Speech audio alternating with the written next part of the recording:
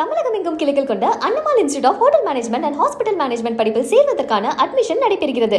ஈரோடு மாவட்டம் கோபிச்செட்டிப்பாளையம் அருகே தினசரி சந்தை வியாபாரிகள் தற்காலிக கடைகளை அகற்றிக்கொள்ள அவகாசம் வேண்டி கோபிச்செட்டிப்பாளையம் தினசரி சந்தை வியாபாரிகள் வட்டாட்சியரிடம் மனு அளித்திருக்கின்றனர்.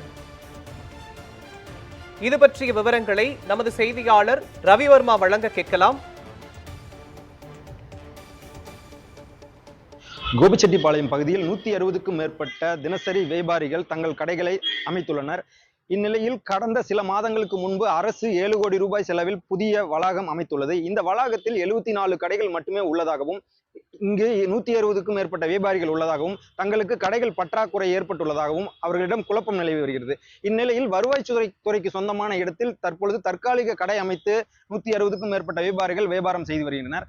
இந்நிலையில் வட்டாட்சியர் அலுவலகத்திலிருந்து தற்பொழுது அதை காலி செய்து தருமாறு மனு அளித்துள்ளதை தொடர்ந்து அவர்கள் எங்களால் இப்பொழுது காலி செய்ய முடியாது, எங்களுக்கு கொஞ்சம் அவகாசம் வேண்டும், புதிதாக கட்டப்பட்டுள்ள கடைகள் 74 மட்டுமே உள்ளது, ஏற்கனவே நாங்கள் 160 பேர் உள்ளோம், மேலும் அந்த புதிதாக கட்டப்பட்டுள்ள வளாகத்தில் கழிப்பறை வசதி, குடிநீர் வசதி என எந்த வசதியும் ஏற்படுத்தவில்லை.